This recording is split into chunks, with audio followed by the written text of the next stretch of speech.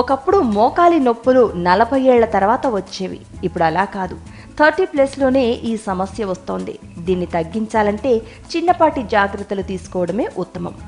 మోకాలి సమస్యలతో బాధపడేవారి సంఖ్య గత ఏడాది కంటే ఈ ఏడాది మరీ ఎక్కువైందని సర్వేలు చెబుతున్నాయి. తీసుకునే ఆహారం, లైఫ్ స్టైల్, బరువు పెరగటం, వ్యాయామం లేకపోవటం వల్ల ఈ సమస్య ఎక్కువ అవుతోందని పరిశోధకులు చెబుతున్నారు.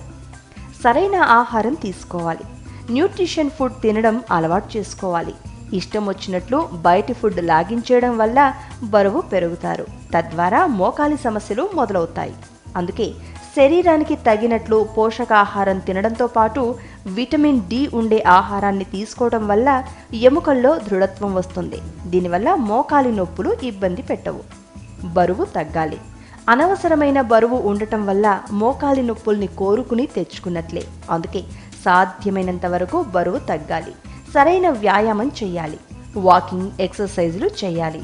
అలాగని విపరీతంగా వ్యాయామాలు చేస్తే మొదటికే మోసం వస్తుందని గమనించాలి. అందుకే సరైన వ్యాయామంతో హైట్కి తగిన బరువును మెయింటైన్ చేస్తే మోకాలి సమస్యలు రావు. హై హీల్స్ వాడకూడదు. హై హీల్స్ వాడే మహిళలు ఎక్కువ అవుతున్నారు. కొన్ని గంటల పాటు హై హీల్స్ వాడేవారికి మడమల నొప్పులు త్వరగా తలెత్తుతాయి. ఆ తర్వాత మోకాలి నొప్పులు వస్తాయి. అందుకే 30+లోని మహిళలు ఎముకల డాక్టర్ల దగ్గరికి వచ్చినప్పుడు హై హీల్స్ వాడొద్దు అని వారు సలహా ఇస్తున్నారు.